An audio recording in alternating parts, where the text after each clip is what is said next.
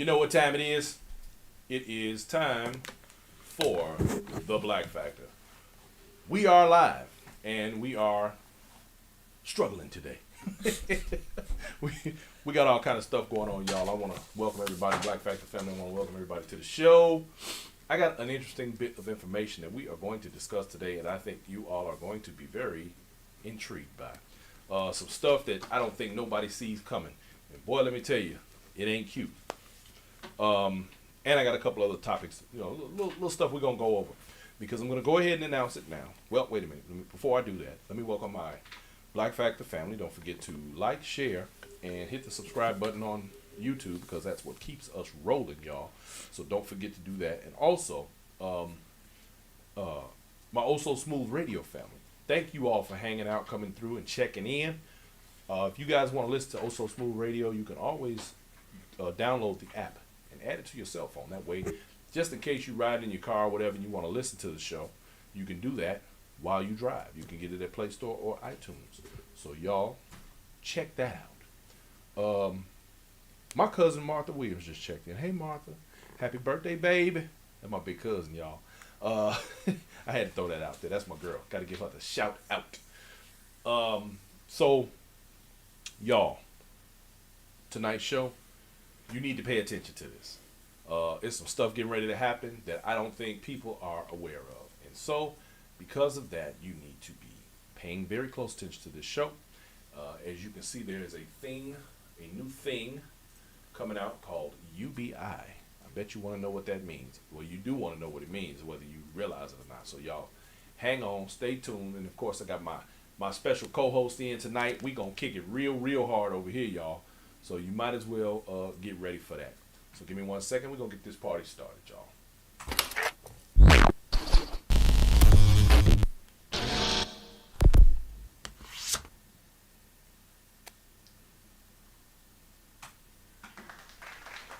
All right. Here we go. And go ahead and go.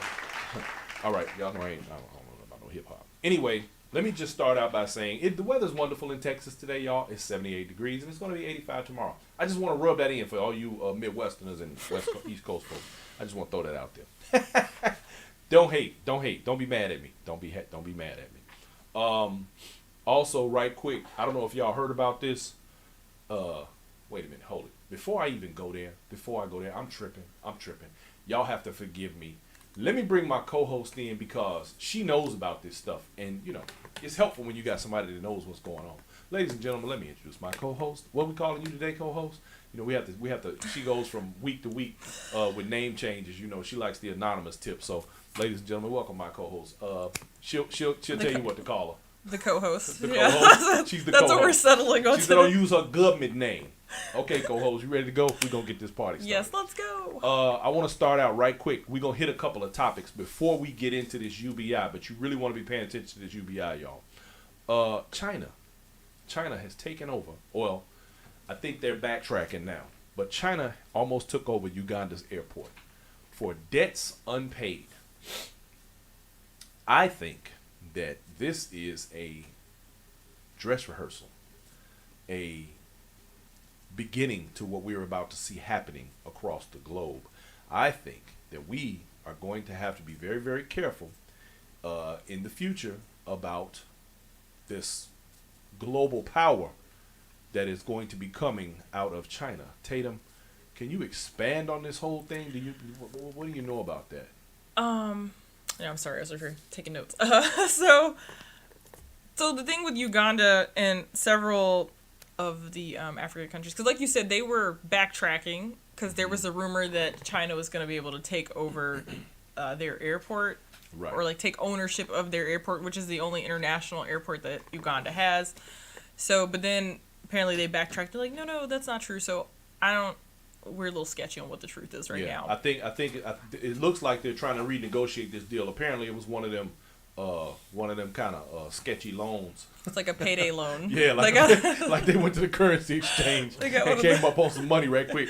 Like, yeah, wait, like a payday loan. What is it? What a place you sign out about 15 checks right quick, and then they give you the money, and you got to pay it back Yeah. Whether you like it or not, yeah, I think so. Uganda is in a pickle right now with that situation. I think so it is unclear what's happening between China and Uganda, but what is interesting that China has already done this to some other countries. So unlike the U.S., right? Like they don't seem to do like full on military occupation, or they don't build bases. But what they have been doing, they're like, hey, we'll help you. We'll help you like keep.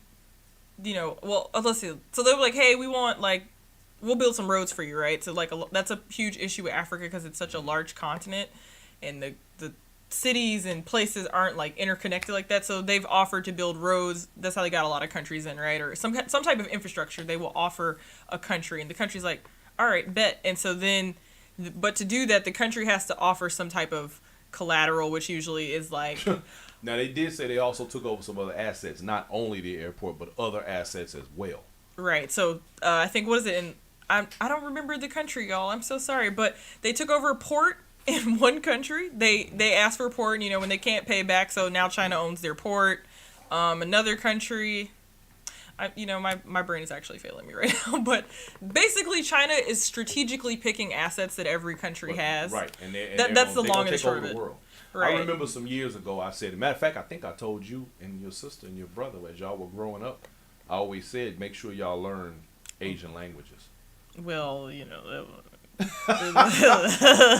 what had happened. We're struggling. I'm just saying. Well, one of our siblings. She is, doesn't speak any Asian languages though, but she speaks everything else. So but all right. I don't know. I feel like.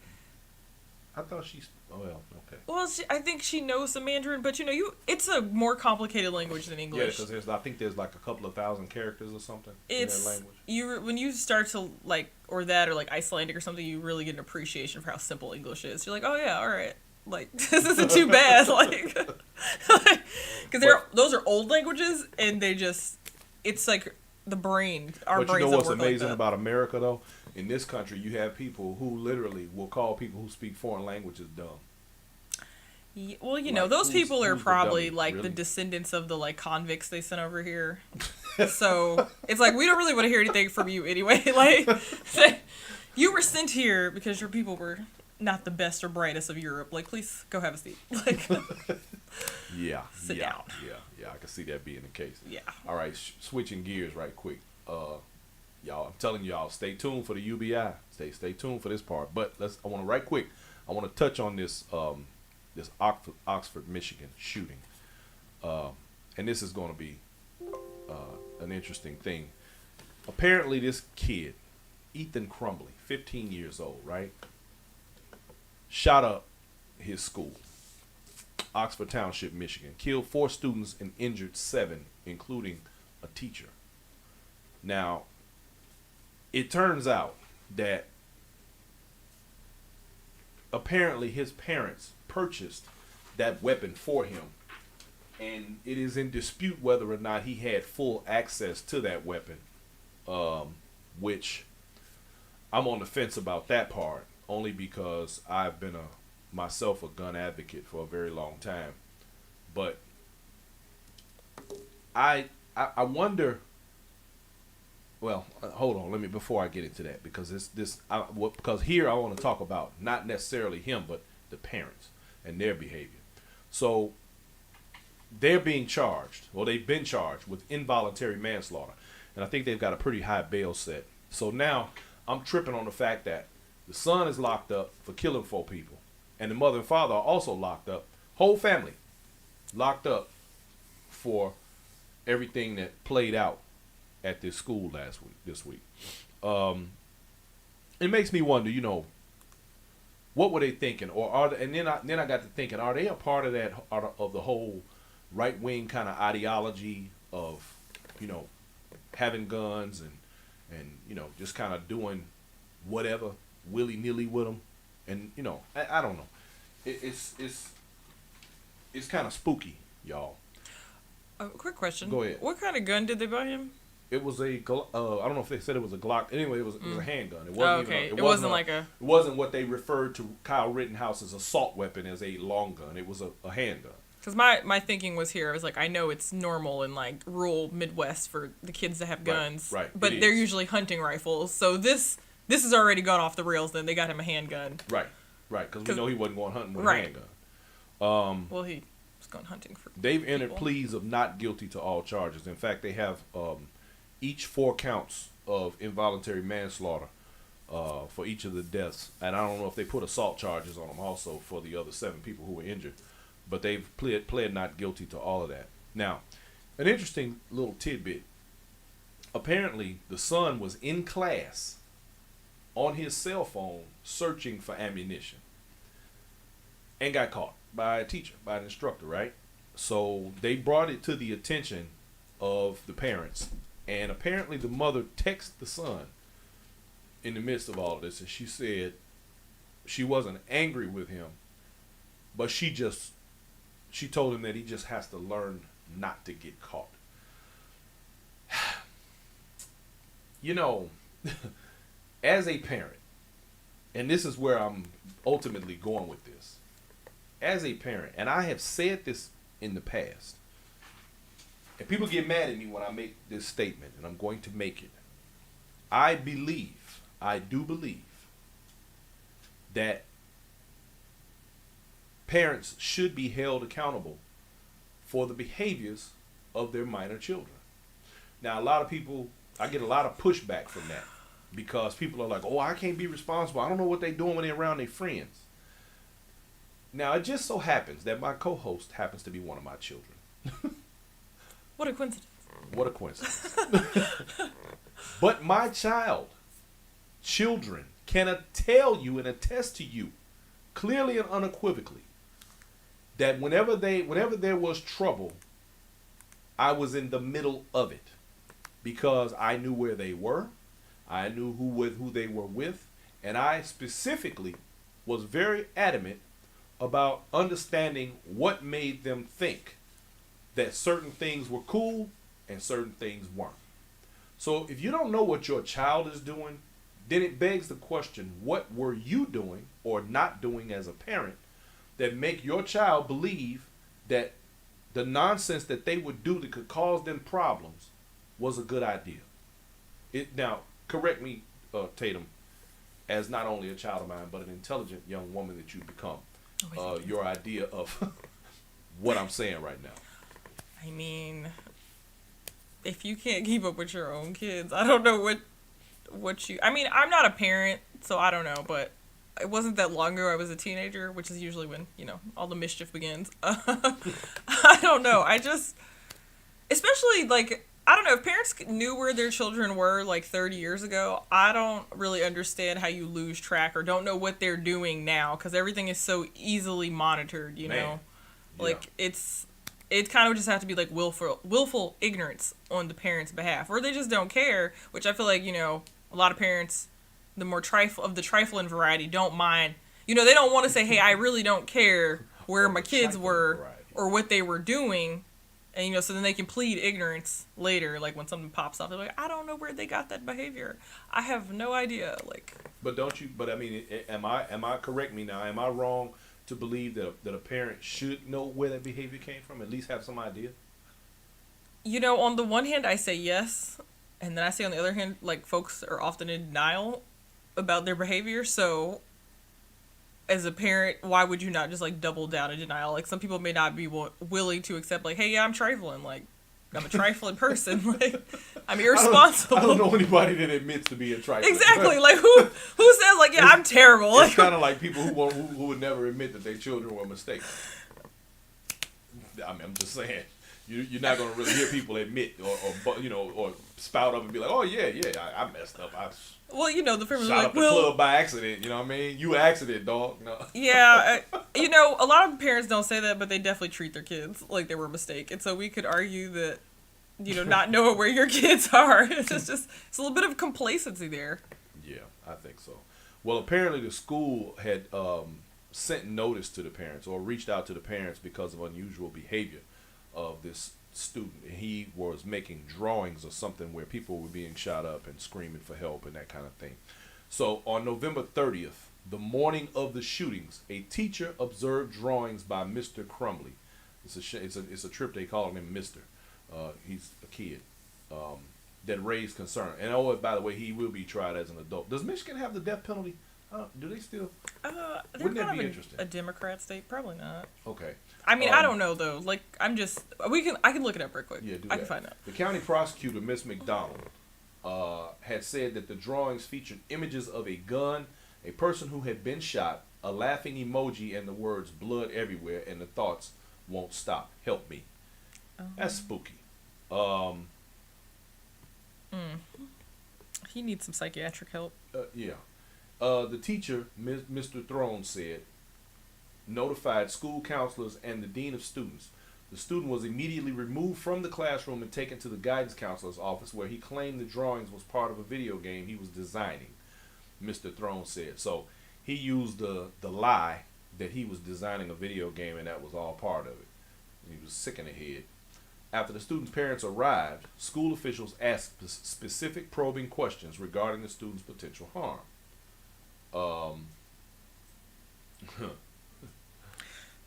Others, or for him to potentially harm others or himself, Mr. Throne said. His answers, which were confirmed by his parents, led counselors to conclude that he did not intend to hurt anyone, the superintendent said.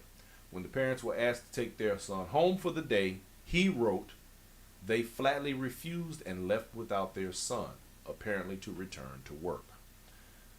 Okay, so they are of the trifling variety that you just spoke of, and clearly for sure. they didn't check to see if this child was in any kind of distress. I mean, because let's be honest, They don't care. Like, yeah, obviously there was something going on, and I guess my next one thing I can say, it looks like the media have dug into the parents' background as well, and they both had DUIs at one time, and have no other criminal history, but they're digging into their past as well, which it's a shame to even have to say this, but at least it's going down kind of the same way it does when they do it to us. At least they're not being exempt from the treatments that are received by people with an atrocity like this. It's a shame and what I think the other part that is really disturbing is that you have families who now here at the holidays are going to be burying their children because of this little evil piece of crap and his parents who thought it was a great idea to put a handgun into a 15-year-old's hand and turn him loose. Now, here's the thing. Most people are happy that the parents are being held accountable for their part in this. But I say this. If you are happy that they're being held accountable for his action, which they should be, you can't then say that you have a problem with parents in other situations, particularly in a city like Chicago, where children are doing an awful lot of shooting. They're feral. Kids are feral. The kids are feral. No offense. How can you not then say that these parents should also be held accountable? See, this is a slippery slope. Now, I'm telling y'all, what you're witnessing is a precedent that is about to take place. If these parents are convicted, stay tuned for other parents to be held accountable when their children are caught slipping out here. Let one of them kids running around Chicago get caught shooting up the city, and then they're going to be at the parents. Where'd the gun come from? Now, the parents might not be able to say that they bought the kids the guns, but the fact is they're going to begin to be held accountable for these children. And at this point, how can you not want that to be the case when we because people ask all the time, where these kids come from? Why are they running the street at 1, 2, 3 in the morning with guns, 13, 14, 15, 16 years old? Yeah, it's such a tender age, so it's like, what has gone wrong, like, up until, someone's 13, 14, 15, 16, and it's like you're engaged in all of this behavior. Like, the ball was dropped a long time ago, and I think, Absolutely. like, punishing the parents, I don't know, I mean, it is what it is, like, so I guess we will have to see how this plays out, because I feel like over the last year and a half, I've been reading some of the craziest stories. I don't know if you've seen this, like, crazy stories, and the kids are like 13. Mm-hmm. Like, there was this crazy where was it, in like Philly or DC, these little girls too, which was even weirder, like they carjacked an Uber Eats driver and the Uber Eats driver somehow ended up getting killed because he was trying to get back in the car and they were pressing the gas, and then he's hanging out the car, and the car like flipped over and crashed, and the man's just laying there dying in the middle of the street. So, but that was just like one of the many crazy stories I felt like I read, and I don't know if you saw those. Just like I can understand 16 and 17-year-olds, but like 13, 14, I feel like I've been seeing a lot of like 13, 14, 15, and then like in Chicago recently, these kids like beat up a CTA driver. Like the person was like 60, so it was like almost elderly. I think I heard about that. Yeah, and the kids got caught, but it's like, if you can't keep up with your own crotch fruit, I'm not sure. Crotch fruit. What? Wait. Wait a minute. Did you just call them crotch fruit? Rotten crotch fruit at that. Yes, that's what. Good grief. Boy, right here, you heard it first. Right here on the Black Fact. I'm like, if you can't keep up with your kids, like I don't. It's not on listen, the police is tired after 2020. They was like, listen. And then, with COVID is just like, it has stretched out the resources that everybody has. And I don't think the government is going to spend too much more time, or the politicians hand-holding. Entertaining. Because it's like, what else can you do for these people? There's nothing else to do. And it's like, your kids are running wild. Like, your family's likely trifling. Like, people from certain types of families, your kids, with some exceptions, like, the kids aren't about to be engaged in all that. Like, it's full on child neglect, basically. Like, now that's an important point right there. Could some of this behavior by the parents, or lack of engagement and lack of discipline, be considered child abuse in its own? With this school shooter, he clearly was in some type of mental distress. I'm sure. I mean, for all we know, he was molested. Neglected. We don't know what his family's background. His parents could be alcohol. They look like they probably do drugs. So, with parents who do drugs, there's certain trauma and dysfunction that comes, like, that usually is passed down to the kids. Like, we've all heard the stories, like, of what happens to those children in those type of situations. So, it does not breed a good foundation for mental health, I think. And then so he's in distress. The school calling the parents, and they're like, I mean, we got to go to work. And see, this is the type of parents that I was talking about on one of the other episodes. We're talking about like COVID, and the parents demanding the teachers do more and be up at the schoolhouse wrangling their little demons. Mm-hmm. And that they're that type of parent that we were speaking on. Like, you think the school is supposed to do more? They're supposed to care more than you care about your own children. Like, at the very least, it should be like, well, okay. Some people use the school system as a babysitting, which his parents clearly were doing, and a place to eat, because some of these, like, just like with during COVID, a lot of these kids weren't eating. They literally had to go to the school to get breakfast and lunch. Which will be great when we get to the UBI part of this topic, but some people are just poor. But these people are just trifling, because it's like, why didn't you take your son home? He's clearly having a bad day. Or why didn't you go to the school and be like, hey, what kind of mental health services can we get this child? Yeah. Like, I'm afraid that that he's going to hurt somebody.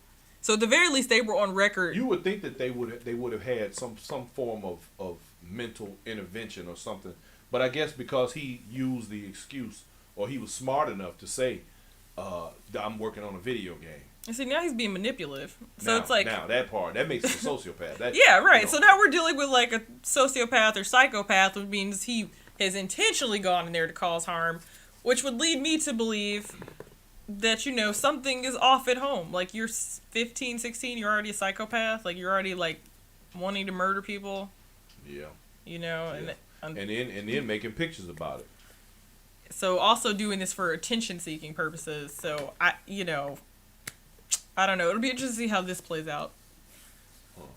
Okay, so with that said, I want to get into this UBI thing, because it actually, I think, is going to play into what we're talking about. So, ladies and gentlemen, if y'all, Tatum is going to basically take the lead on this particular story, because it is a very interesting development. Now, y'all know that Joe Biden and his administration have come up with this new infrastructure plan. Well, if you read down into the fine print, you'll find that there is a thing that they have added to this that is basically called UBI.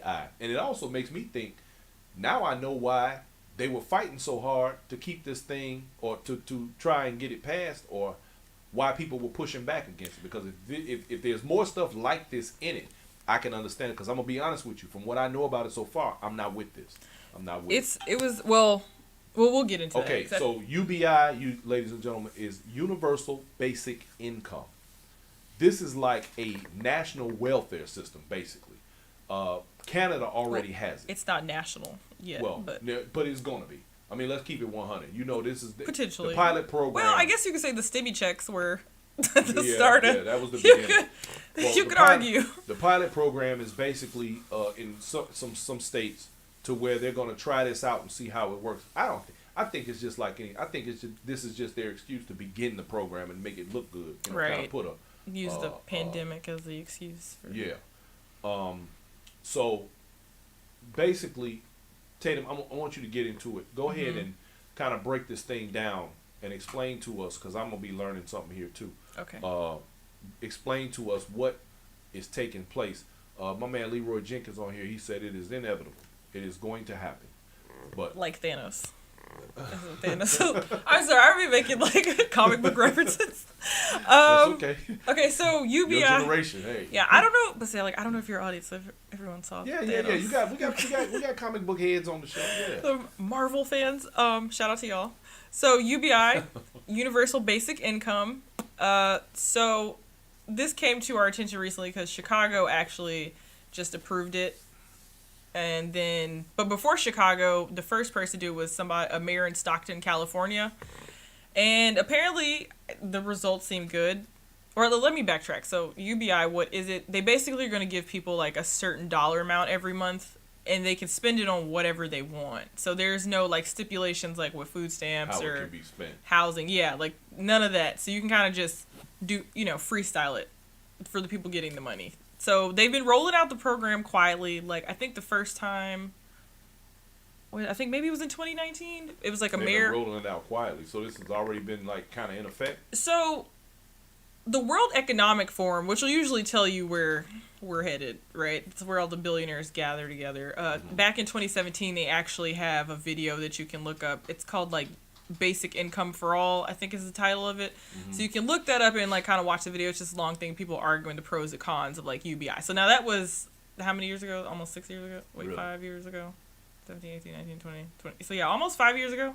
So they were already discussing it at the World Economic Forum. And so then in California, the mayor, who is he's a young black man. He was one of the first mayors to roll it out for Stockton, California. Now I feel like California, it makes sense, right? Like because it's so expensive and things just are, really ghetto in California. Yeah, it's very expensive in California. Right. So today it came to my attention that Georgia actually will be rolling out this same program. Specifically though, this one will just be for black women. Really? And they will be starting Wait. They're gonna roll this program out, and it's gonna specifically be for black women. Yes, for poor black women. It's called In Her Hands. They will get $850 in monthly cash with no strings attached. And it will include up to 650 black women for those 2 years. Now, their logic is that because black women are so far below the poverty line, I think it'll even include women that don't have kids, which would be like a huge difference for some of the other welfare programs. So now that's how Georgia's doing it, and Georgia's one of the only southern states that has signed off onto it. But while I was looking into this, now you do realize what's going to come from this. This is going to end up being one of those things where they sit up there and they're going to be going, look at this welfare program. Oh, yeah. They're going to ride that one all the way. They're going to be like welfare queens. Do you think again. I was just getting ready to say, do you think they're doing that as a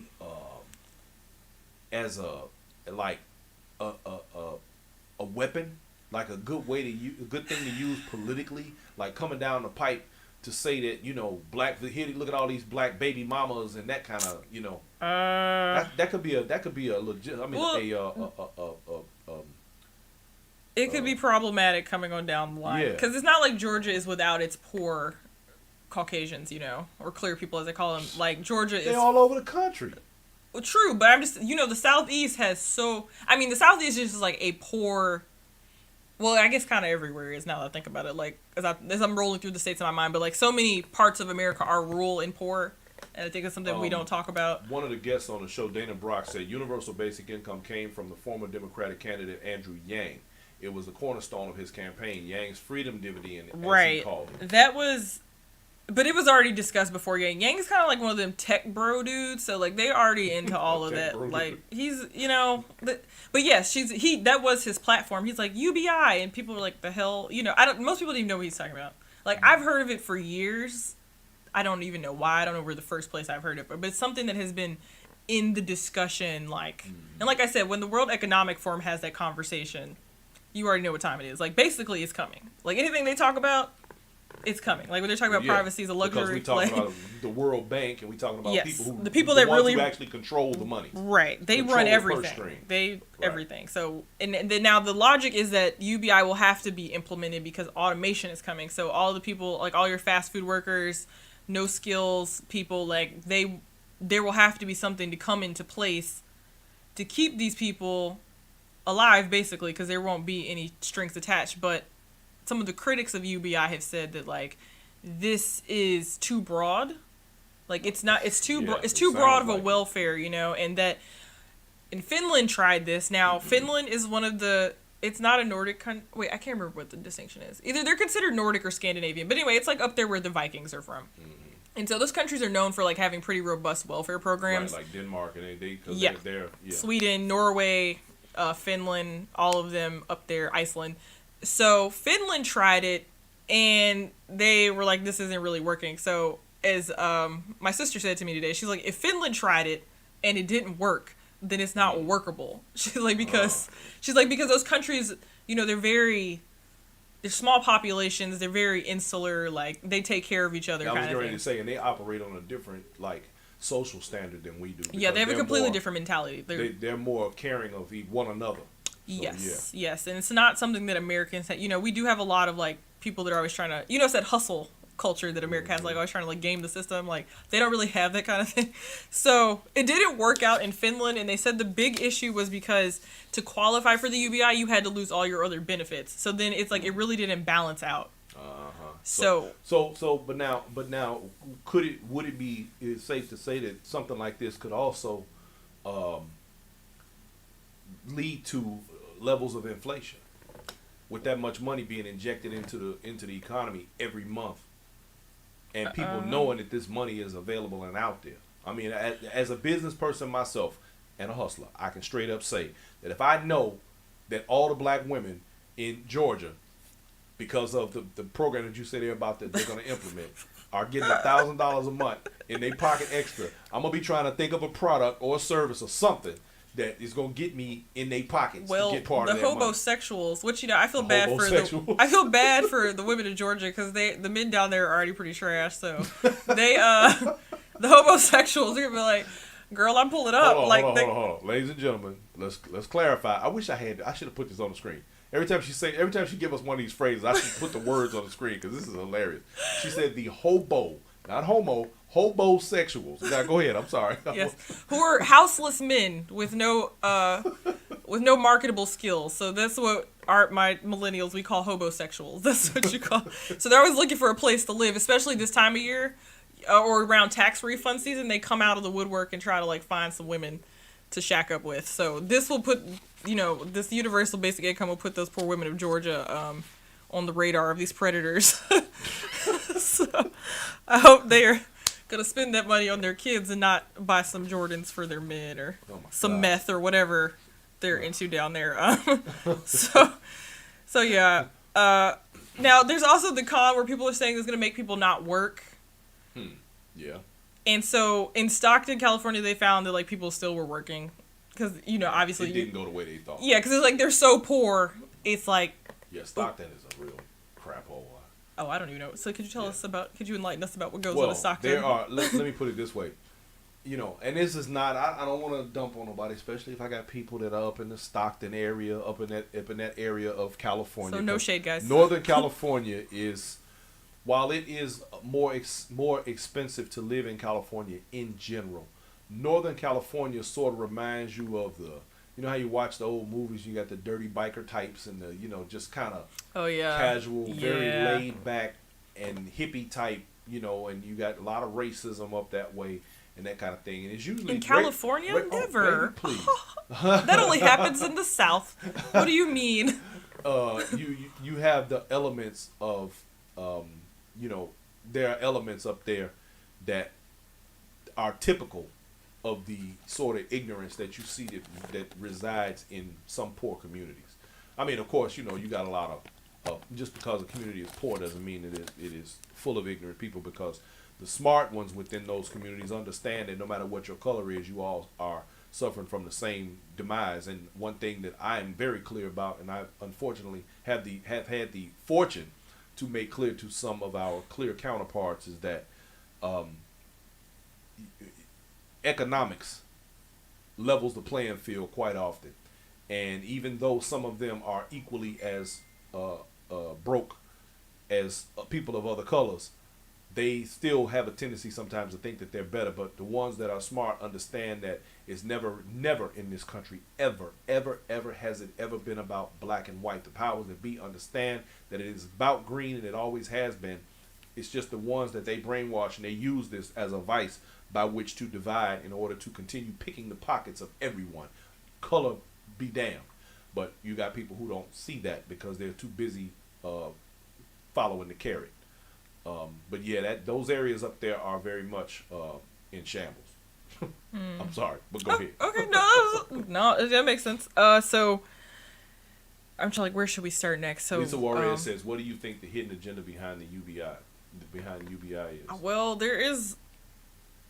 I guess I don't know. My initial thoughts are like to keep crime down, because some of these jobs are just not coming back. Keep crime? I can't see that. Well, it's like keep crime down. It's like, you have a little extra money to help you survive, so you're less likely to. That's what I think. That's just like somebody hitting the lottery. I mean, let's keep it 100. If we all know, you can take a person who doesn't effectively understand the dynamics of becoming wealthy through work, through entrepreneurship, or whatever the case may be, and understanding that stacking that money, that's one thing. But to hand somebody $1 million versus them understanding what it took to work for that $1 million is a completely different dynamic. You give a person $1 million who is financially illiterate, because they don't teach it in schools. $1 million, your family, I guarantee you, in a year, 90% of the people that you give that to will be broke. They will have a lot of stuff that they'll be then trying to pawn or sell to try and recoup some of the loss. I've witnessed it myself. I've seen it happen countless times. Very few people have I ever seen who literally were handed a large lump sum of money, who survived that and came out on the other end making more money. It's just very rare.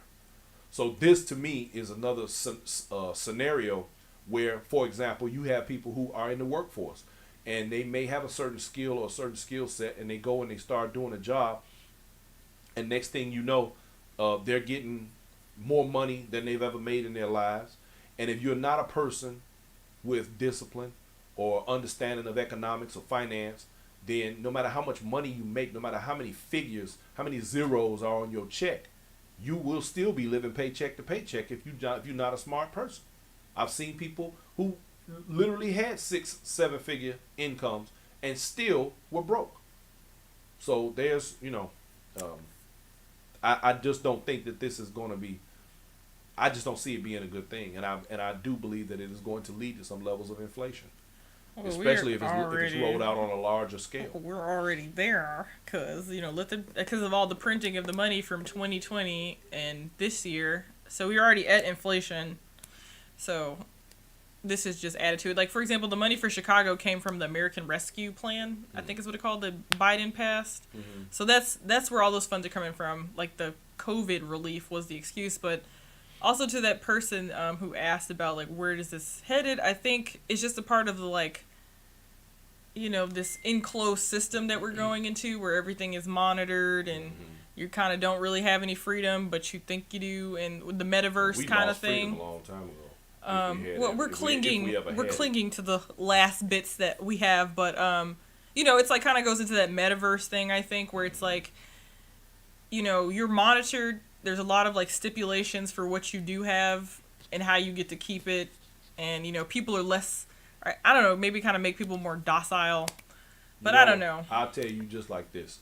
I can remember I was literally sitting thinking to myself the other day, I am so happy that when I was coming up, that there were no video cameras everywhere, that there were not cell phone cameras. We didn't have these problems.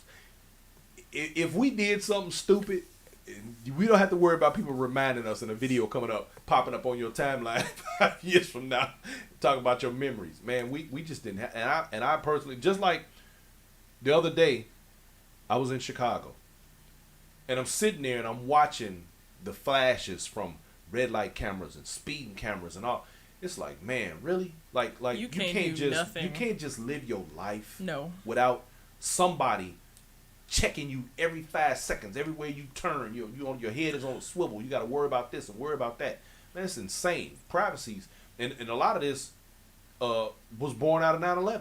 I mean, we know the privacy had been encroached already, but not to the level that it is now. 9/11 was the excuse. Like with the TSA and everything, and because it's like they still are there, even though they've proven like they don't actually catch. Like people have gone, like they've done studies where they like sneak stuff through the airport purposely, and TSA doesn't catch it. So it's like, why are they still here?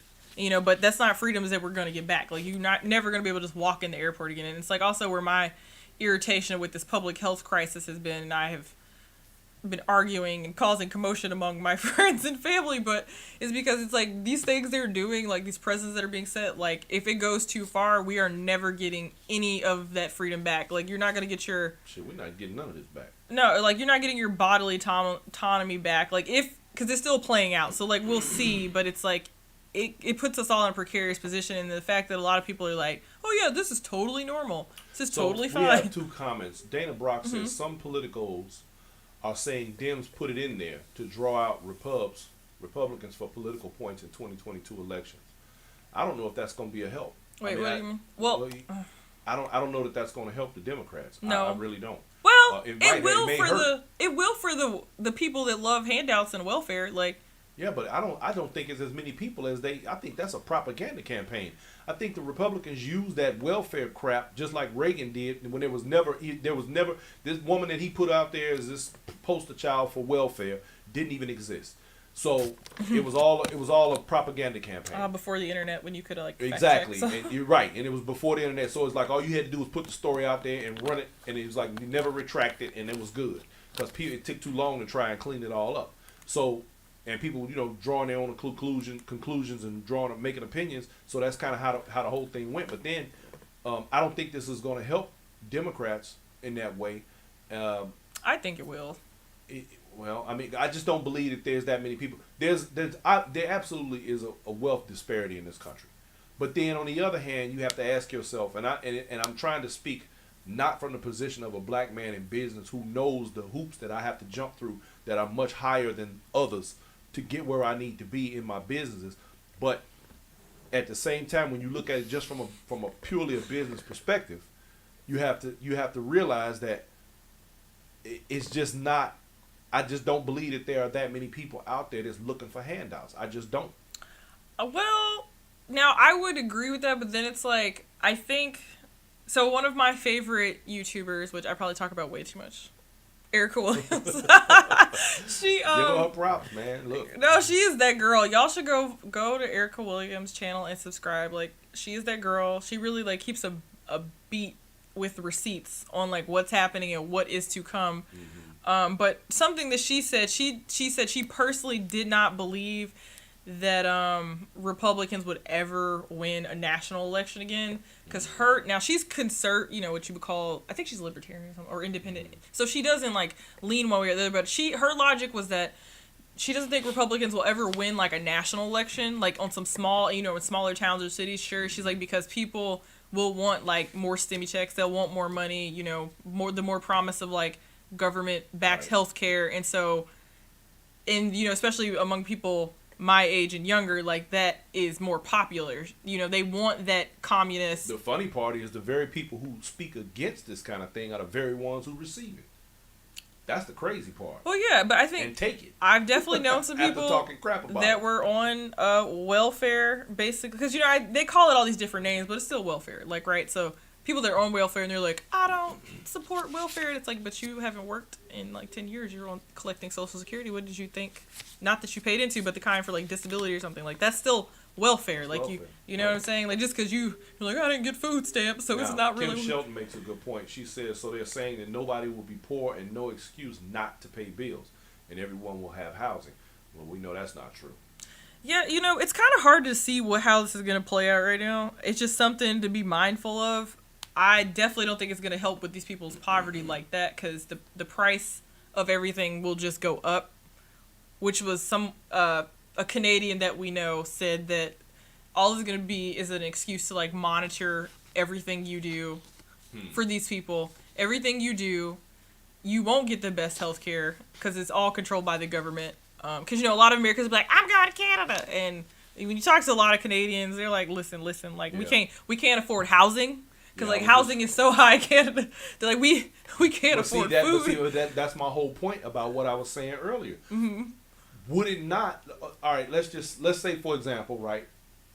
I'm a property owner, and I know that every less fortunate black woman with and without children is getting $1,000 in her pocket extra every month. Am I not going to charge a little more money for rent? I'm just saying. Right, exactly. They got it from a business perspective. They got it. Right? Because I know they got it. I know you got it. I know you getting that. I know you getting that check. Yeah, it's definitely putting. Does that make me a hobo? One of them homosexuals? No, because I'm getting. Well, that makes you a capitalist. Exactly. So in Georgia, they're saying they're rolling this out for black women first. They're starting in Atlanta, and I'm trying to think. It's something I just saw that was kind of interesting. So the logic here, because after 2020 with all these like talk of reparations, which that should be a whole. We should talk about that. But we're gonna do that the first of the year. The median black family in the U.S. has $3,600 in wealth, compared to $147,000 to about 2% of the $147,000 median wealth that a white family has. And it says in Georgia, 26% of women live in poverty, compared to 14% of white women. And then black women, of course, because like a lot of women lost their jobs during the pandemic. So their logic is that a lot of black women were disproportionately affected by COVID and, the loss of jobs and evictions and all that kind of stuff, as well as the hospitalization and death related to COVID. So this is their excuse. I also think they're rolling this out because they want black women. I'm about to get on you. What? You be on me about using certain words, and then there you go. Oh, what is it? I know. Okay, sorry. Well, I gotta get you. Oh yeah, right. Just bleep those out. Like bleep, like we don't. Because I'm reading from the article, so I wasn't even thinking about it. And then I think this is also be their excuse to like try to entice more women to vote for like Stacey Abrams. That's just my personal but I'm not a fan. So this basically could be used as a control mechanism then. I think so. When you're vulnerable, and you have to take that handout, they can tell you whatever. Like they can do. It's kind of like with pimps. Like, is this not what they do? They go and collect some woman off, and they like buy your clothes and give you some food, and then now you don't even control anything. Like I'm in the middle of watching Harlots again, so I'm thinking of like your mind is going in that but that's what the women were doing. Like the madams would come and they're like, listen, honey, I'm gonna get you some bath, and some water, some food, and get you off the street. But you can't come and go. Regina Freeman said of all the homosexuals in Atlanta, they're gonna start there. There's about to be a homosexual exodus to Atlanta. I mean, they've already been leaving Chicago and New York to come on down. Right. And the women's a little thirsty down there. So, I mean, hopefully those. Well, it ain't a lot of men running around Atlanta.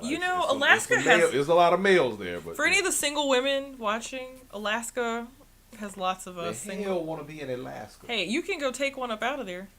You can take him out. When you leaving? I'm just saying. No. Alaska, Colorado. I'm trying to think of all the states. Colorado's beautiful, but I'm pretty sure everyone's on math. So you. There was once a thriving black community. Don't know where those people went, but I think some of them are still around there somewhere. So I've heard. I just never got to the parts of the Colorado they live in. So. So just FYI, ladies looking for husbands. Alex say the black man should just get him a white woman. Alex, you trolling today? That's what he's doing. Yeah, He's he trolling. keep talking about. I saw something about some coffee, so he's got jokes today because Alex is he said trolling. I tried to kill him with You know the Alex coffee. is a troll. He's a troll. Troll. Alex, you're a troll. Yeah. He was here visiting, and my daughter made him some strong coffee, and he's been choking ever since. Yes. So sorry. So sorry about that.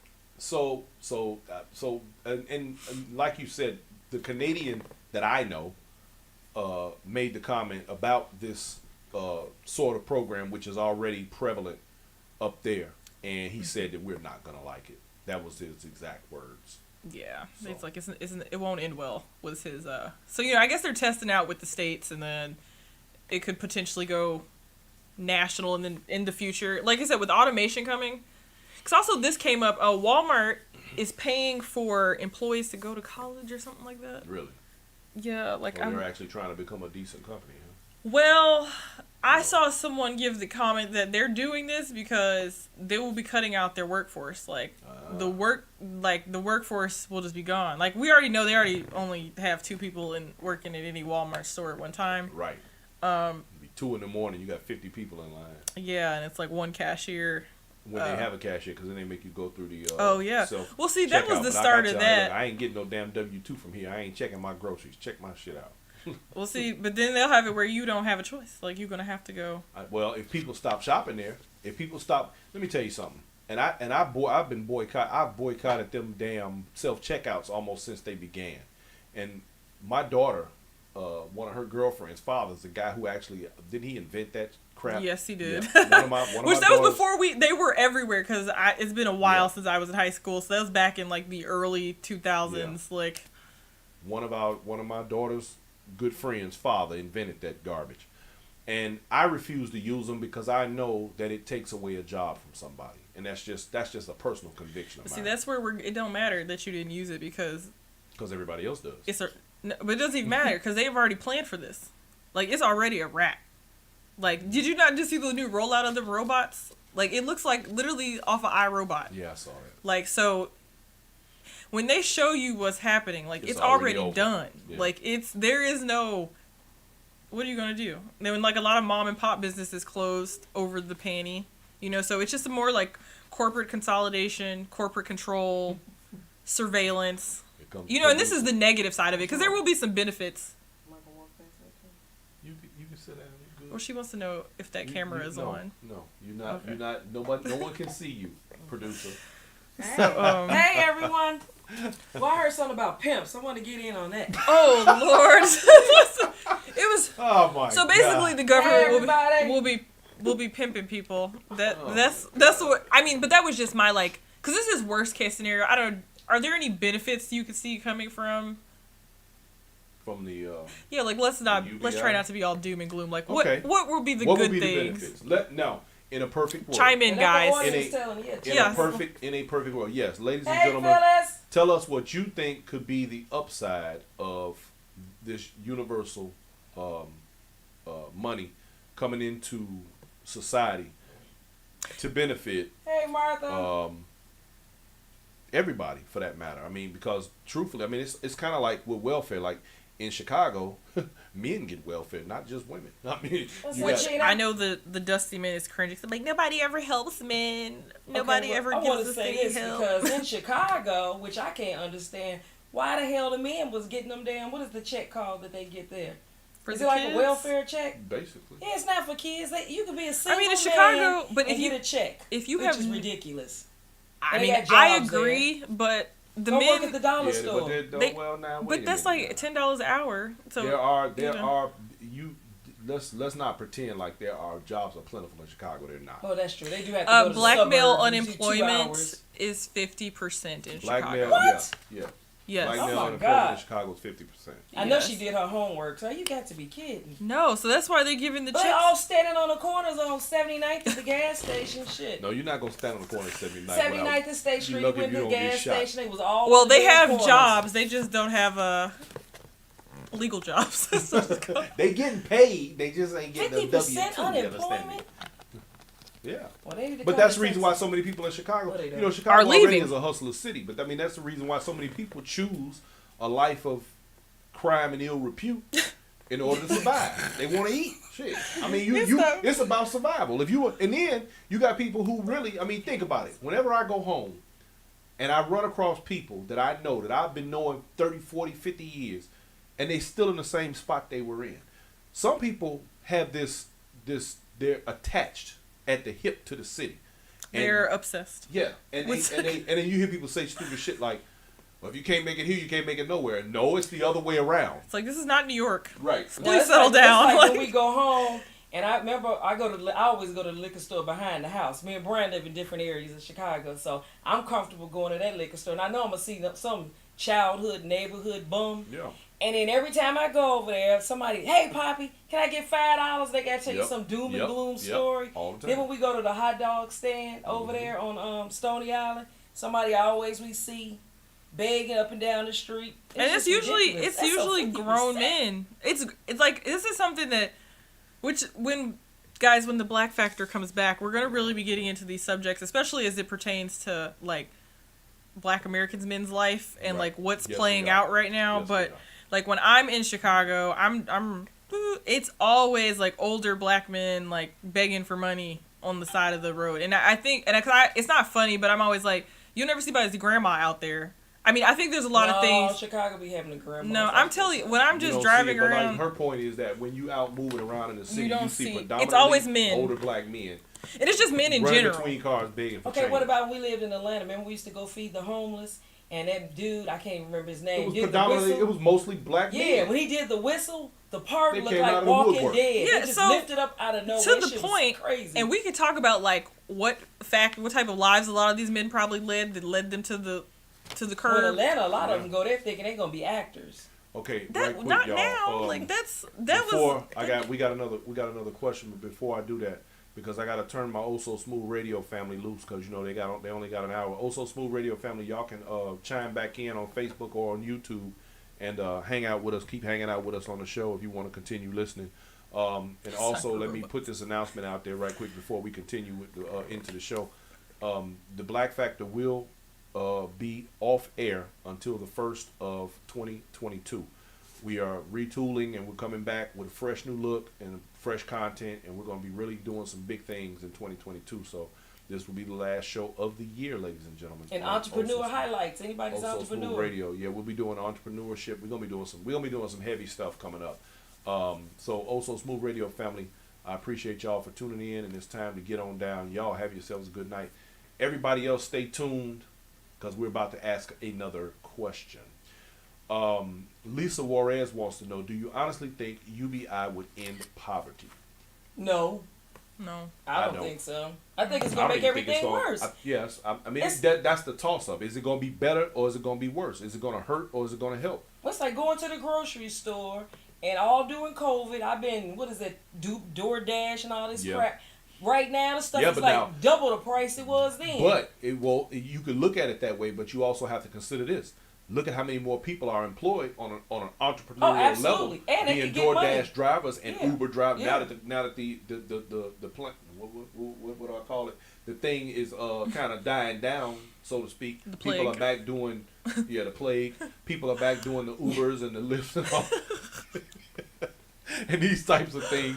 So you have people that are, I mean, even with Amazon, for example, you can do the Amazon, what do they call it? Flex. Mm-hmm. Where people are, using their own vehicles to move packages and things like that. So I mean, Right, so it's more of like a contract. For what you lose, you gain as well. Right, because now we're in a contract economy and people can kind of move around freely if you're into that, Yeah, the millennials came up with all them jobs. They don't.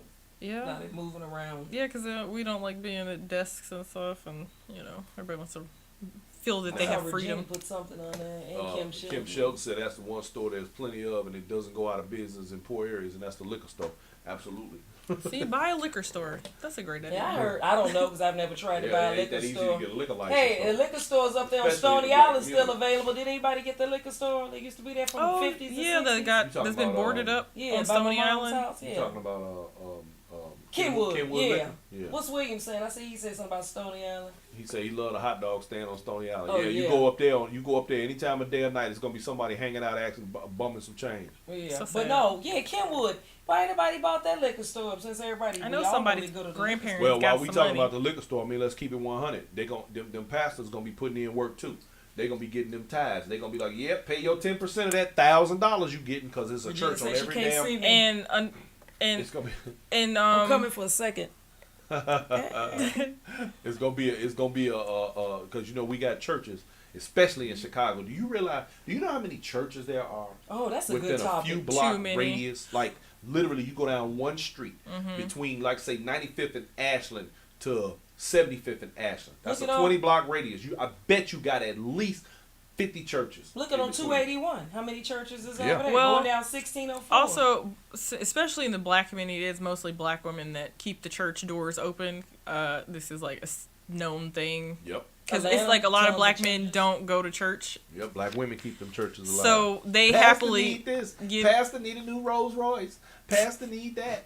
Now, Pastor even need a back big in my house. dad was born in the 30s, and he used to say the women would do more for the preacher than they would their own husband. That's That's right. That's so sick. Ew. But it's true.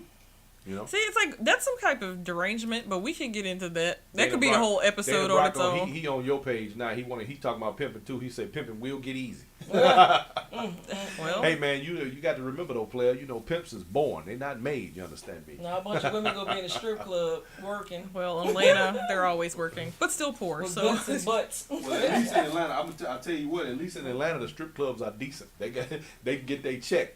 yeah, San Antonio the girls strip are. clubs are horrible. Oh my God. Yes, don't go in, guys. Don't go. What Don't were go. you saying?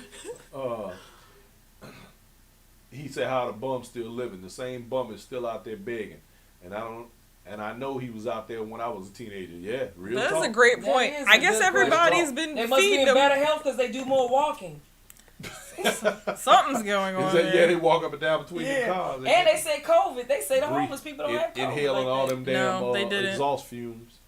Because they built a special hospital for the homeless in Colorado, and no, I think one person ever stayed in it. Wow. Well, I don't think that it's. I personally, my personal belief and my thought is that it is not. I don't think it's going to stimulate the economy. I don't think it's going to help. I think it's going to be lateral, if anything. I don't think we're going to see any real results. There may be results, but I don't think they're going to be talking about the universal noticeable. pay? Yeah. So did y'all discuss the part about if you find a job and it pays $200 more, then you're gonna get off? They're gonna put you off of the check, whatever Yeah. that check is called. UBI. I mean, it might as well be a welfare Yeah, check. so- It is. It's, So if you it's take a basically job, welfare now checks listen, back. if you take a job that is less than what your check is, you do not have to take the job. There's no penalties. But if you take a job that is a little couple $100 more, you have to take the job. So I bet you they're gonna do something like how you go to You have to unemployment take office. the job. So Yeah. That's gonna give you more than that check. So you know how Mm-hmm. you go to unemployment office and they make you fill out all those jobs. I bet you they're gonna do something to keep track of this. Of course, it's never nothing is ever Nothing free. is given you right. Just Right. like Nothing's There's ever- going to be a trade-off. right. Period. okay, You did we know. talk about the biggest pimp in the planet yet? Which one? The airport thing. Did y'all Yeah, talk we about talked that? about that. Okay. We covered that. Yeah, because China. Oh, look, we got a troll on our page. This Who is guy that? here, this one of these block user. I had to block this guy. Somebody would have trying to be a virus dude. What?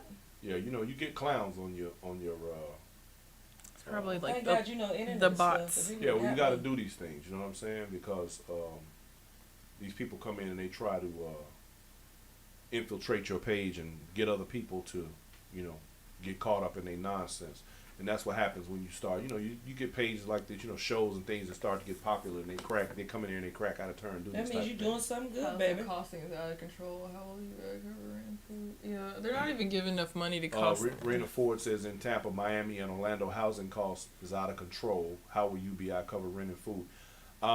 It won't. I don't know. I don't Probably think might that it- give stamps or something too. Well, No, this is like See, that's the well, is this in conjunction with current programs that are already in place, or is it going to be is it supplementary, or is this going to be the program? so from what I've read.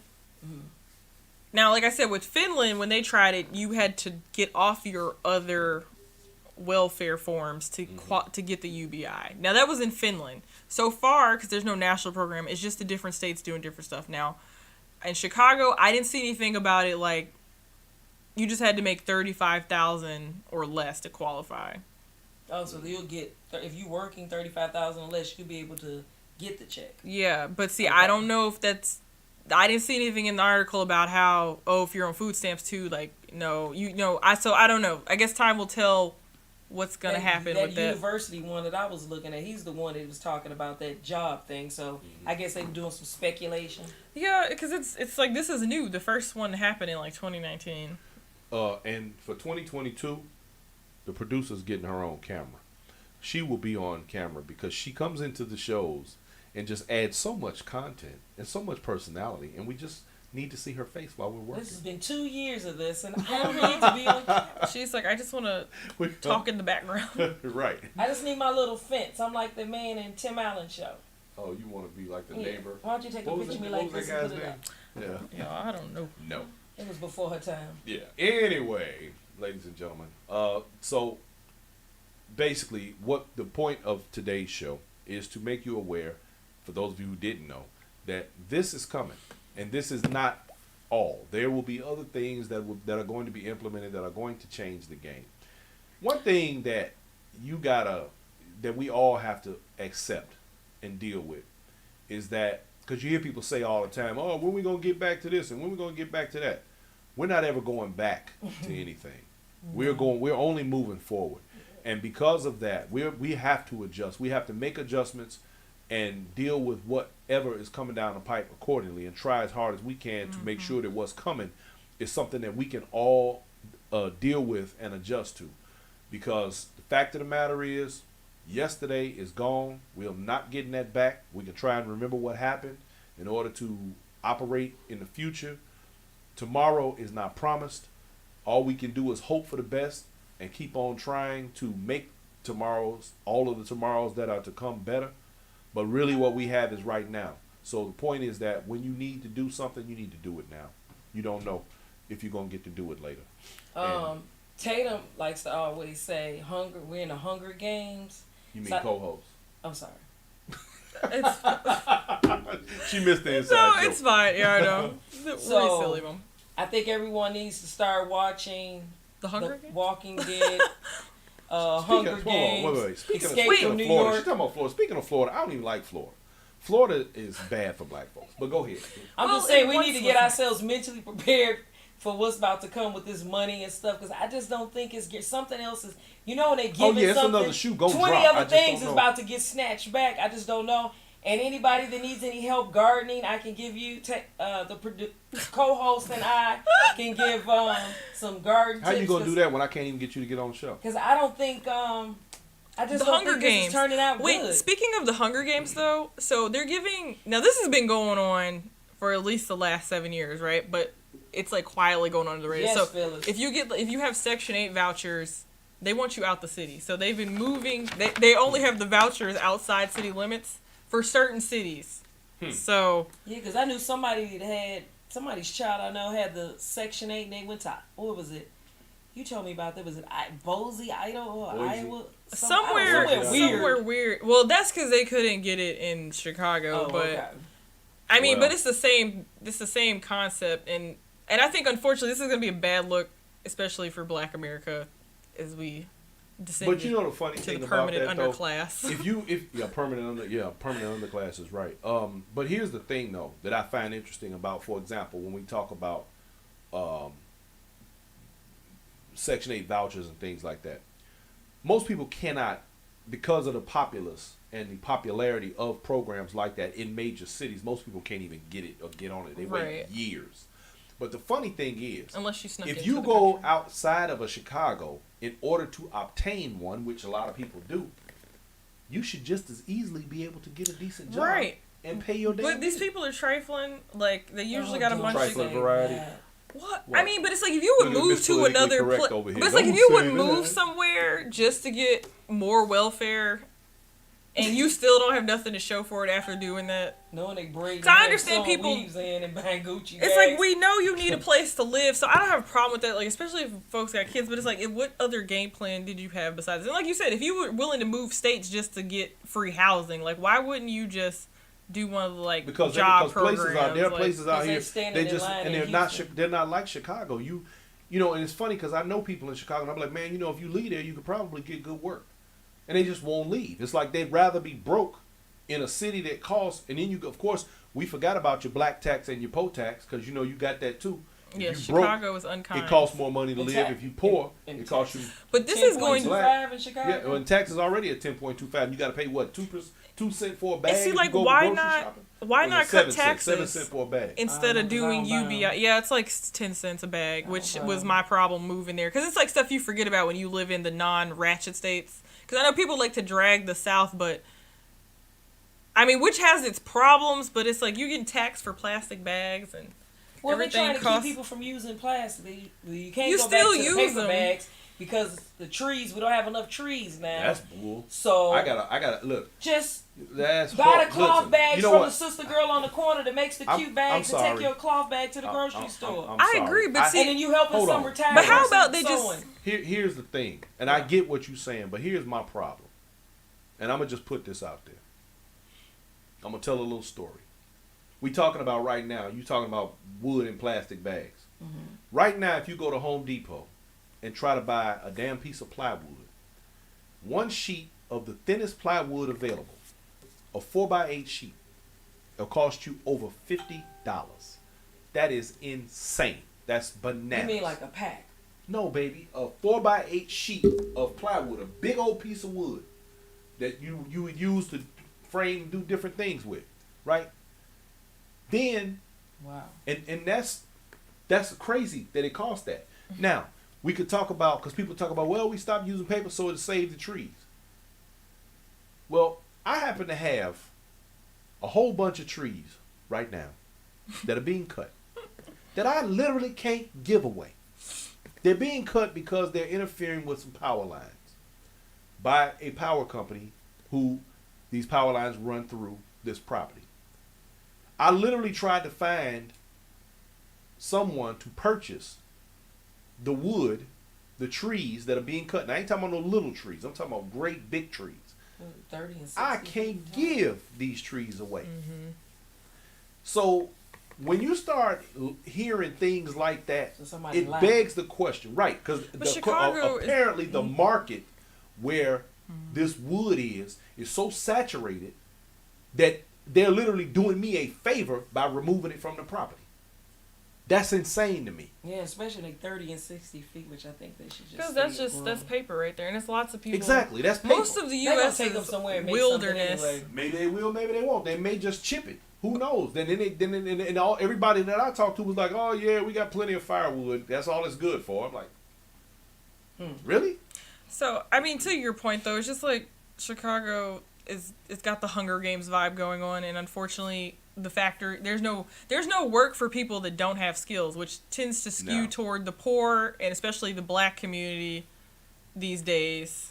But now, hold on that same note, see, this goes back to another long-term catch-22 when we talk about give and take, right? There was a time where we went into this whole thing about education. Everybody, you got to get your degree, you got to get your degree, you got to get your degree. Now, you got those who either have degrees or don't. I don't. But I have skill sets. But think about it. How many people went into with the ideology that it was necessary to have a degree or have this education, but have no skills, and even some of the ones with education and no skills who still can't get jobs. And now you got people that have degrees, they might well be using them for toilet paper. And you have a vocabulary like you have a PhD, so. Well, thank you very much. Right. So, all I'm saying. When Chicago's public schools were good. Mm-hmm. Apparently. Yes, Chicago public school system. That's me. Okay, so let's get back to the go. But I'm talking about the long-term effects of us focusing so hard on education that we lost people in the skill in the way of skills. We don't have people. Right, W.E.B. Du Bois School of Thought. We don't have enough plumbers. We don't have enough carpenters. No. We don't have enough mechanics. And me being in the body and fender field all my life, we don't have enough people in that area who are working on cars, repairing and repainting and doing that type of thing. We just don't have it. Well, Texas schools, high schools do have where they teach vocational trades. They At teach certain carpentry. schools. All states have them for the most San part. Antonio got a lot of schools that have vocational trades, but They can have them, they got but the people have to carpentry. want to take them. Yeah, I was just going to say and that. the ideology, the mindset now is more toward education than it is toward skill sets. But what Is I also Alex find on here? Don't think so. Okay, because a lot of the Hispanics from I saw in the schools, some of them put their kids in there, but a lot of them didn't even care if their kids dropped out of high school, but their kids still had the skill set. The Hispanic. Well, I was gonna young say men. because they're the men in their community be like, yeah, let me go get a skill. Like they don't really care about like doing college. I'm not gonna say that because a lot of them are in college too. Because like my school was like a majority Hispanic serving institution, but on the same side, like it hasn't been drilled into them to the point where it's like you don't get tangible skills. Right. 'Cause, And like, a lot of them have them. Yeah, they do. Because like when I was in Chicago, met several, just run around Hispanic young men. They got construction businesses and Right. everything. They my Like, age. I know a guy here who Yeah, works they a make job, real good money, and he started him a side hustle building wooden fences, and he's doing pretty good with Yeah, it. because people want stuff fixed. They want Yeah. things repaired. Right. Like, nobody cares about the mixtape that the Listen, Chicago as men qualified be as- worried right, about. man. Like, no one cares. Okay. And if you boy. pass 30 and ain't made it in the, Yeah, in you the rap should- game, just go.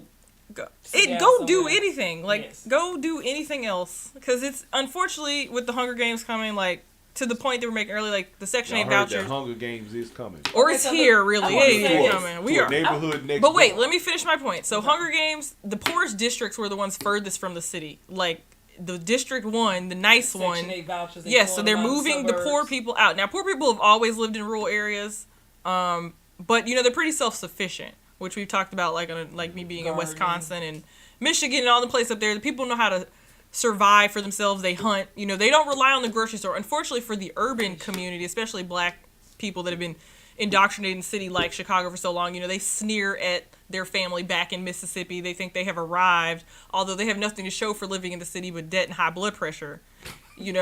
And so, I mean, no, I'm just saying. No, So you're right. I mean, so it's like you were sneering at your hunting, fishing family, but they still know how to like go get it off the land if And they live need into to. 90, still looking Yeah, they good. still living in. They don't have dementia, still got all their teeth, and it's like, well, what happened to y'all? You were in the city living the high life, and you have nothing to show for it. You're actually down horrendous. You're doing terrible, worse than some people fresh out of slavery, frankly. And so, they have nothing to show for all of this.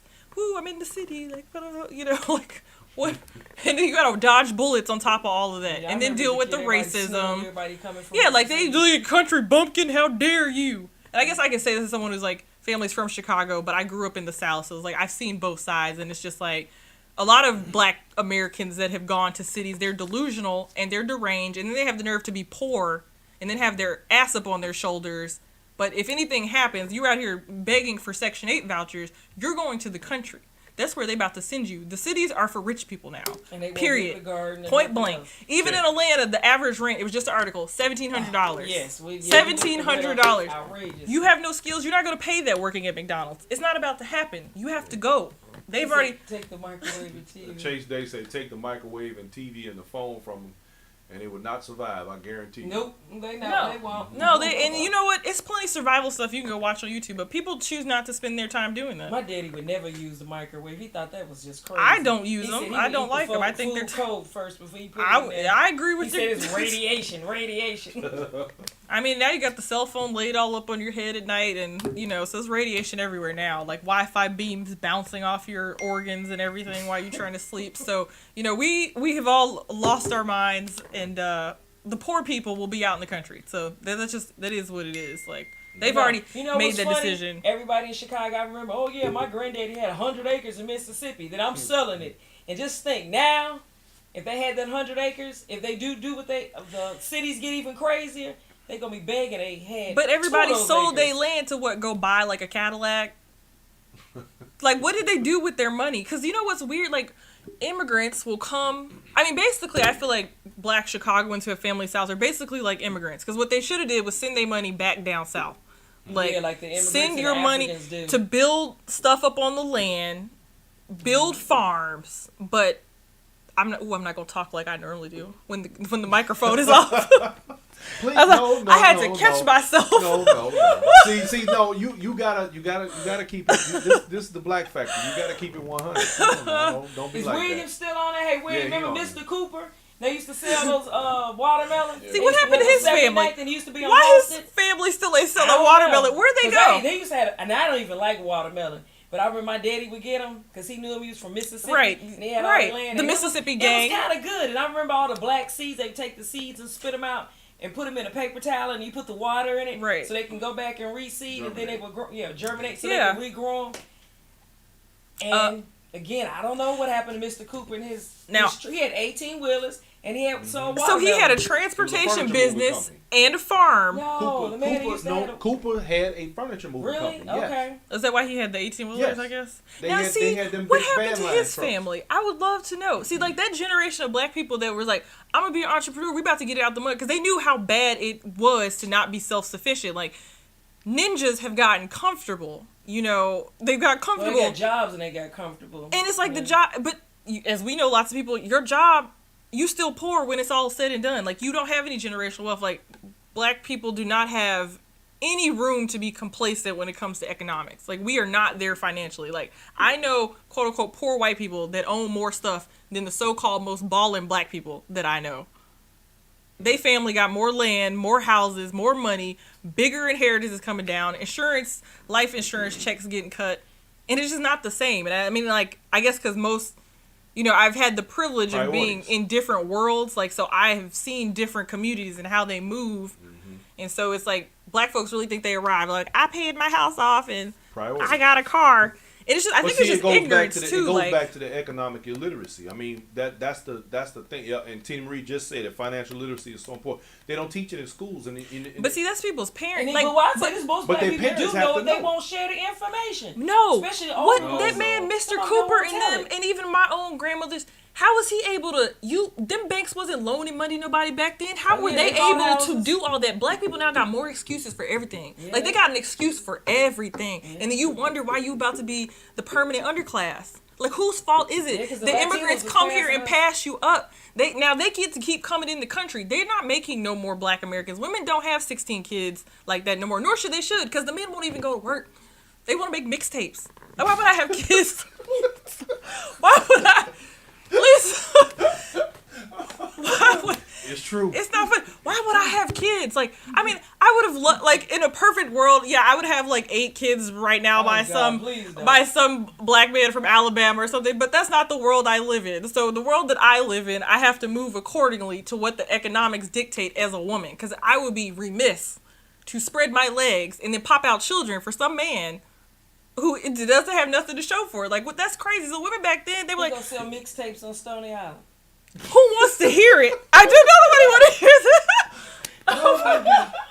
No, they want to sell mixtapes and do crime, and they don't even. They're not doing mob crime. They doing like petty theft and stuff. So you know, Like this dude I just saw on the Chicago camera. I want to say it was They on, stealing at the gas Amazon station on packages. State Street. This dude got carjacked, and the dude shot him, and he shot him in the leg. Yeah, so I the saw dude, that. Where was that on? Was that on State Street? Yeah, I think it was. and it's like, what you And he carjack stood if you? out at that gas station. You saw him And waited standing for out him. there all of that time Like a and straight waiting for predator. him. You Look see, like a And the wolf. Indian man who owned the store ain't called the police. Because I I would have been calling the police. I would be a Karen. You them call the them police every Asian 30 folks, seconds. they used to dealing with. They like listen. deal with They that locked in the foolishness. store. They like, They oh, deal with that foolishness every day, and the crazy part is they're the ones who open up these stores in our neighborhoods. And he lived And in prosper. Schaumburg. Yeah, or Of course he Aurora. did. Of Exactly. course because listen, they got like 20 people But here's in the their sad family part. still. Now like, I'm gonna go, man. My man Chase said not all black folks, just say some, and I agree Yeah, with that's him. the truth. But look at the but- economics but- though. I hear you, but Right. the numbers don't match up. The numbers don't. They lie. don't, no matter what you make and what kind of career you have, even if you're not the mixtape seller, the math isn't mathing. So I don't want to hear nothing. It's no offense to nobody. I'm not being, but it's just like I don't want to hear it no more. Like the wealth economic gap shows, and it's like you can blame white people, sure, whatever, but it's like there's no excuse now. The internet was the leveling But the playing I wanted field. to say this. I remember as a little girl, we used to have a black man that cut the grass. My mother always cut the grass, but sometimes she didn't, and daddy didn't want to do it, so they hired somebody. So I remember, I think around the time we met, That man came, the Hispanic man with the raggedy pickup truck, and Right, Mama hired right, him. right. And he cut our grass, and then he ended up doing Brian's My mother's mother's grass. house. Then he Yeah. ended up doing my whole block. They do the whole and now, block. Yeah, now he got all these big The whole fancy fleet of trucks. trucks And he and got all these lawnmowers. fancy lawnmowers. Now, see, what was... Now, why couldn't one of the dudes on Stony Island selling the mixtapes buy a lawnmower? Well, and do there that? were no mixtapes back then, Okay. but because this is a different But generation same we're Or that talking about. bum that was Same standing at concept. the gas station, the carjacked Yeah, that because they're dude. comfortable. But see, the black community enables bumness in the men, in my opinion. Like, everyone coddles them, Now, see, bails them this out is- of This is where jail. we'll get in trouble. I get in trouble because, you know, Yeah. this Because is the where we women don't start. want to say that they, like, they're bum magnets. They And they raise their sons with all to that be feminine bums. energy They do. to lay around and wait on mama to take care of. And their sons aren't fit for a woman like me. See, Like, why would see, I? Look, I'm getting in trouble with her. Like, What? I ain't getting in trouble Why? with the Why? audience. 'Cause I see you over there my fanning face. at me. She over there But fanning at me like, What you don't say mad? that, don't What you say mad that. for? You're not one of the women. No, that I would tell- know, but I'm But just- listen, when we go outside, like that man waiting in the parking lot to carjack that Yeah, he another did. young black man, because what Yeah. they also do, they prey on other black men that have things, like young Dolph. Now, granted, he was in street life, whatever, cool, but And it was his own cousin. well, His own exactly, jealous his cousin own. that took him So out. your own family then took you out, and that man has got like hundreds of houses and real estate and stuff like that, and his He understood economics. and his, instead of his family saying, "Yo, bro, like put me on, let me manage some of these properties. Let's start a management company. He probably let's want to do that. let's do He housing wanna cut the appraisal." grass. Of course he doesn't, because the culture of anti-intellectualism and ghetto celebrations that we constantly have going on, because ninjas love this nonsense. Like, they'd rather kill their own cousin and be a hater. This is what young black men who are successful are dealing with. You gotta, now your head's on a swivel because you're dealing with ninjas who want to, like, take what you got or just really want to shoot you. They don't even want what you got because they're not willing to put in the work for it. So they just Right. want to, like, shoot Or somebody entertain it. just out of, like, spite. What did Regina say? Yes, the sons or what? The sons are not meant for a woman like me. Yeah, that's what Tatum said. So, you know, and then people get mad and say, like, why you dating white men? Well, they raised their sons to, you know, do what I'm used to men doing, what my father has done. So, I mean, it is what it work is. and hustle, work and hustle, Damn work and straight. hustle. And I'm going to go with any man, regardless of color, who is going to fulfill the contract of the patriarchy. Okay? Because I'm not about to be out here. I'm not going to be pop locking and dropping it for peanuts. I'm sorry. Like, I'm not having no kids. I don't want to be at the child support line. And that goes across all races. And I think if women took that approach and took responsibility for their womb And then a couple and of their my friends that sons. are on here But you that know, It's like what you What was said on though, there? Tatum, on another show. You know, even animals are smarter about the choice in mates to provide offspring. They don't just jump out there with any old animal and have, you know, offspring with them. That's right, Tina. And then a couple of our friends is on there. Like Regina's daughter don't have any children. Yeah. She saying Well, Phyllis' most daughter don't millennials- have any children. They all have their careers going and, you know. All of that's fine and well, but you see, the other problem with, unfortunately, the worst people got all the kids. When you're dealing with a community that's already in a precarious economic situation, where our communities now look like Afghanistan or the favela, you know, you're living basically in third world conditions, and folks don't realize it. Well, I know me teaching at the school that I was teaching at, and the young ladies there, which I was shocked. They was the same age as you or your sister, between 25 and 30. And I never forget, this one girl was 26. She had like 6 kids.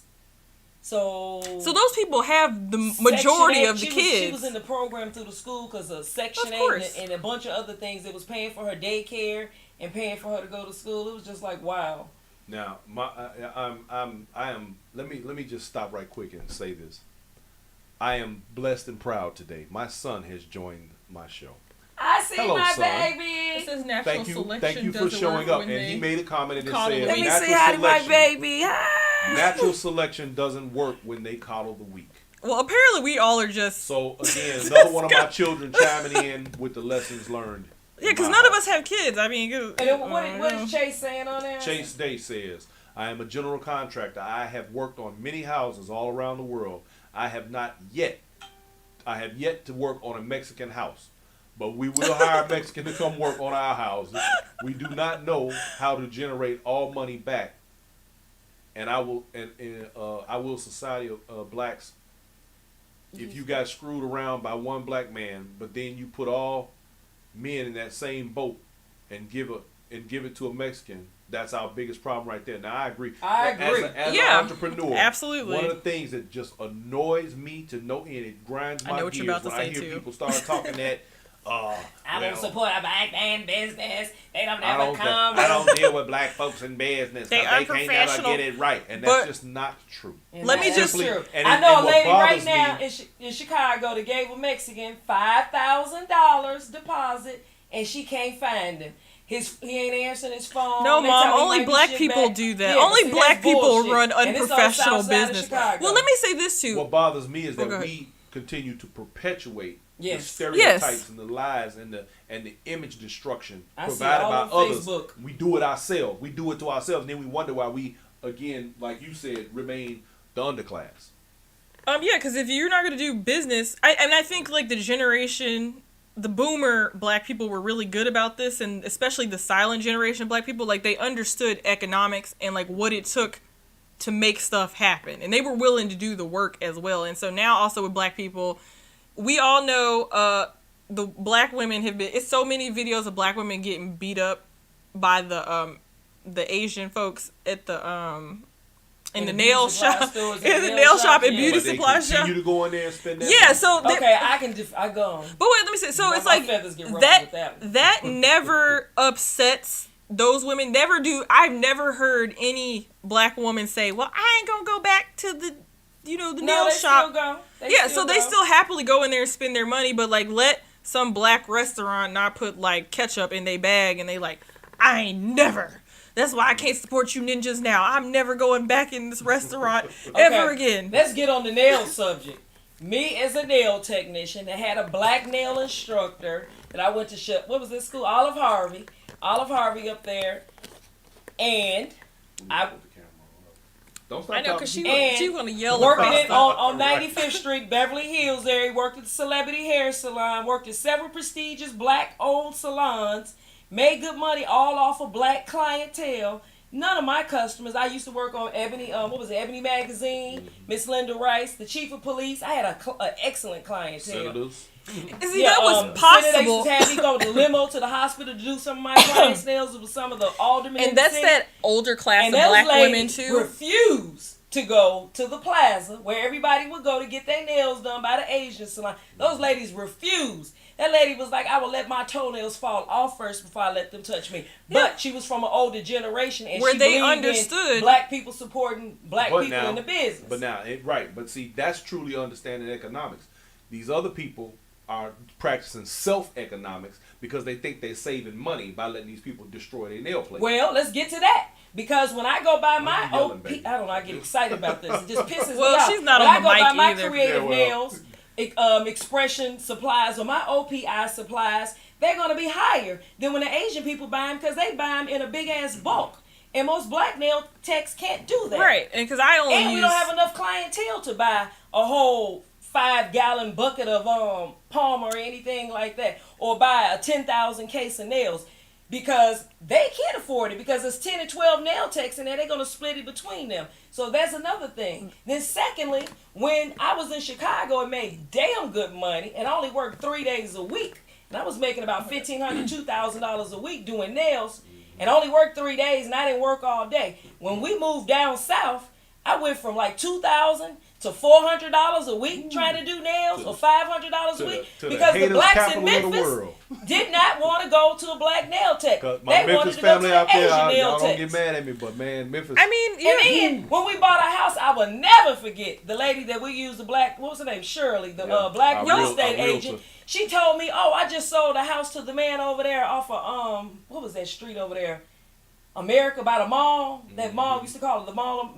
the murder mall." well, you know one Oh, needs all to all these Memphis. details you don't Yeah, even yeah. need. Okay, but well it's anyway, good. by that mall. So, okay, I for the feel Memphis like- people, I just- for the Memphis people that own there, the lady said, "Oh, I just sold him a house. He just bought a home for $1.5 million in Germantown." I said, "Really?" Well, of course he did. And I'm like, "Hey, I'm over here doing nails. I barely can get a car note out of this." And he over here bought $1 million home. And guess who's all going there? All black women. It's amazing You to know, me. we could have a whole show about black women and their lack of accountability and how it is. And they don't do nails good. They nails No, not even they gonna be don't do polished nails right. good. They use This old has polish. turned into the nail show. Yeah, they use old polish. Right. It's just okay. I'm gonna get off of that because Okay. my feathers get ruffled. Yeah, with because that one. that's a whole separate And topic. I paid to go to nail school, and they didn't even go to nail school. Okay. No, They don't even go to nail school. no, they do not. I mean, no, they really Alrighty don't. then. But people they don't care about that. So then this is how we're getting earlier, where black folks in general don't have accountability, and then they want to blame racism and white supremacy and immigration, which all those factors play into things. But it's like you willingly feed into, like, especially Chicago. Like we were getting some fried fish, and this Arab guy's like, "Y'all love fried chicken," and we're like, me and my sister are like, "Sir, what? Like I said, what?" turn to all of that. Check your fried chicken Flip back. the whole table over. That's the place over by 87th and CVS. Don't go there. He might say some weird racial He stuff. was like Then he the, lived but it That doesn't place matter. used to be Pepe's? No, it's Oh, the place. the It's little that shirt little mall shirt. right on the they built. corner there. Because I haven't Okay, been on the back in corner there 87th since. and But Jeff. like, And I never went I after think he told gave me us the our story. stuff free because he should. thought we were you. That's a whole subject. Anyway, so the problem is though that all them folks own every fried chicken place in Chicago. So Ain't you're that not something? supporting that one. You're probably still supporting the same family. And ninjas happily go up in there. I think it's a manual over in their country to tell you to It go don't matter because buy. black people should have been, especially all these folks from Mississippi, should have been like, I'm not going to support this. I'm Well, not the going ones to who eat this cook good food. don't want to cook neither. That's crazy too. But see, Y'all don't be making blanket statements. huh? What are we I'm doing? talking about your mother. No, certain people I'm saying blacks they cook I mean, it's really still well. soul food They don't restaurant. want to. They seem like they don't want to cook. But you They know, sell the see, food. there's a lot of reasons though too. You have to be careful with that line of thinking, only because there's a lot of reasons why black people are not as eager or as readily capable of doing some of the things that we know we could do. You still have to It comes remember back. we have an image issue. Number one, we have an issue of understanding what we can get away with and do in terms of business because of the disparities and the things that I put in, the obstacles that I put in our place business wise. And I'm speaking from my own experience. You know that there are things that we didn't have access to because if we depended on anybody else to assist us, we talking Right. mainly bank loans and things like that. Every business that we've ever had, we personally financed.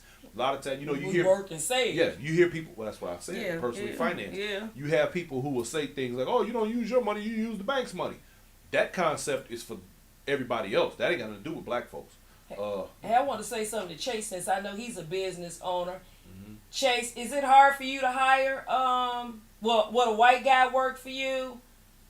Will a black guy work for you? A Mexican guy? You should have Which- him on Yeah, if he Chase wants to need to come be on. on We for definitely- the we next. definitely- Because I can know from our experience of owning a body shop and towing company, it was hard for us to get other races. Only black guys would really work for us. We had the one white guy that worked for us, and he He was, and I hate to say it, as sad as it is, he was probably one of the best employees we ever had.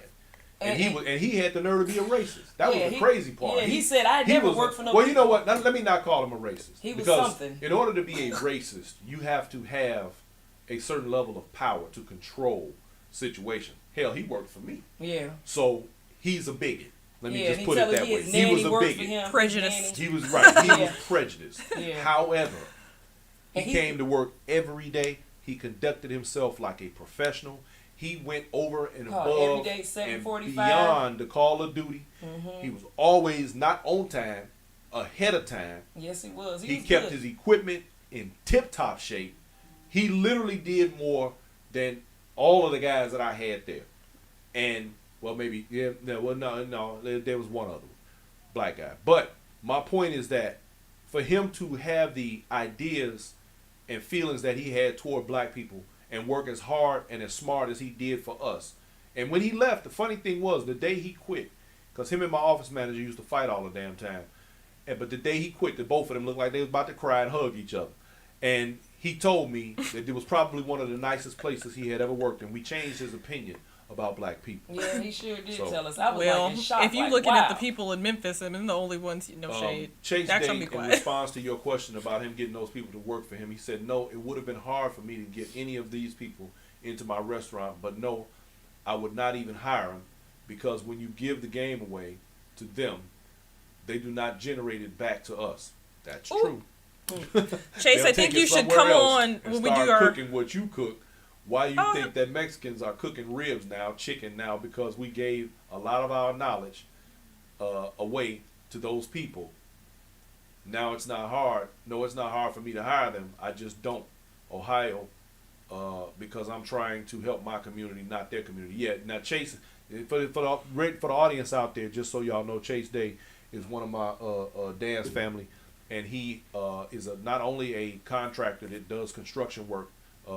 California, he's got restaurants in California and Ohio. So Dad's an entrepreneur for you. That man is on his square. Gotta invite him on. So yes, my daughter says you will have to be a guest on the show in the coming year. So we will. If he is willing, yes. Yeah. He wants to talk about it because we really want to highlight like the people that are doing things right. Yes, absolutely. And for the people that do want to make moves, because like I think in a lot of ways it's too late for the certain people, but you know the folks that want to get it in, get money. Well, I think just shows like this, for example, are geared toward people who are interested in the information. I mean, right? Because there are going to be people that go like, I ain't got time to listen to that, and there's always going to be things on this show to further people's knowledge and to help, because we drop gems in here all the time, tips, different things that will definitely help people. But those who want the information, they come and they hang out with us and they listen. I remember with the body shop that we had that Brian used to. I don't know. I don't care what kind of program. Anyway, we were having like guys that was getting out of jail or whatever. Yeah. And he would show them how to do body work. Mm-hmm. I would train them for free. And see now that's like government grants. Not only would I train them for free, I would pay them. I'd pay them a check. And I catch that one dude in the car. Yeah. Chilling. I'm like, he's got to go. And his mother begged for him to get the job. I don't even think he wanted the job as much as he literally had just got out of jail. His mother begged for the job more so than he did. Yeah, and we had to let him go. What was that street down there, Popular? Who knows? I mean, it's like, I mean, you can't, of course, with anything, you can't make somebody like want something. They don't want to do better. You can't want it more than they want. Yeah, his mom wanted it more for him. Right. He was young. So as we segue into the closing of the show, because we're going into another 2 hours tonight, like we did last night on Inside Stepping. That's what happens when you have good conversations, though, y'all. Okay. For future reference to my audience, we will be moving the show into the next year. This will be the last episode for 2021. We have thoroughly enjoyed this year. We've enjoyed the last couple of years. And as you all can see, co-host over there, because that's her name. She won't, she don't want y'all using her government name. Well, they all know my name anyway, co-host over there is being very instrumental in helping me to put this show on, to work with content. She using that degree. That's right. She's using that degree. She's using her skill sets. Some of which she got before she got the degree. She as a child, she was working it. So now it's all going to pay off for all of us here on the Black Factor, because we're able to do the things that we love and bring information all at the same time, which we love that too. And she's being very instrumental in making that happen. Look at her. Flipping her hair. No, it's hot. I'm back here baking. I'm over here sweating. I'm about to start. Okay. So, just to show you. You can't be reading out loud while I'm over there. You're like one of those kids in school. You put your finger on the line and mumble. Oh, you know what's terrible? I use it as an insult sometimes. I'm like, use one of them kids that read with your finger. If the screen was over there, she'd be doing. She'd be like, no. All right, so you old, I can't see. No, it's right. She can't actually. I can't see neither actually.